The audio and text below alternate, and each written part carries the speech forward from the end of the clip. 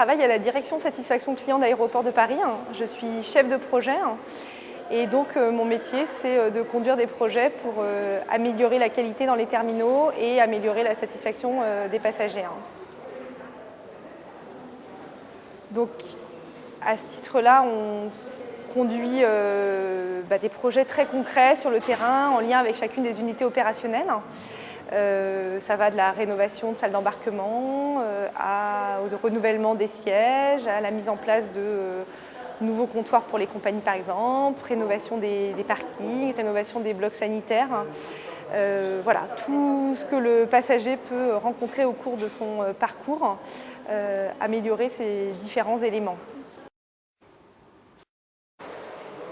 Donc, ce qu'il faut savoir, c'est que les sanitaires, c'est en fait le premier service utilisé par les passagers d'Aéroports de Paris.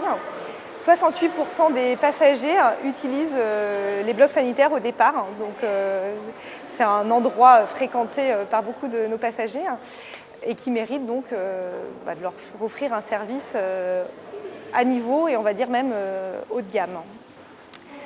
Si vous voulez qu'on rentre pour vous faire une petite visite de ces nouveaux blocs sanitaires, donc l'idée, ça a été vraiment de travailler sur la lumière, avoir un espace bien éclairé, blanc, lumineux.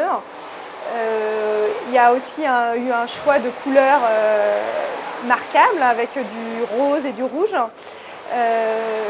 Et puis des espaces volumineux. On permet effectivement aux personnes de rentrer si elles sont encombrées d'un chariot, d'une valise. Voilà, il y a vraiment cette sensation d'espace, de luminosité et de clarté dans ces nouveaux blocs sanitaires.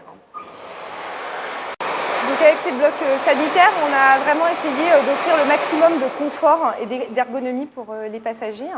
Donc on a des cabines qui sont très spacieuses, qui font 1,10 m de large pour permettre de rentrer avec une valise sans difficulté.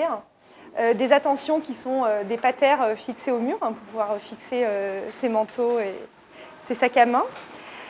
On a fait le choix d'un sol lumineux, brillant pour refléter la lumière. Par ailleurs, des dalles assez larges qui évitent d'avoir de trop nombreux joints et donc qui facilitent le nettoyage. Des sèche-mains qui sont positionnés au-dessus des vasques pour que les personnes puissent se sécher les mains et éviter de disperser des gouttes d'eau en allant sécher les mains derrière la vasque. Un espace make-up qui permet aux femmes de pouvoir se recoiffer ou de se maquiller. Voilà.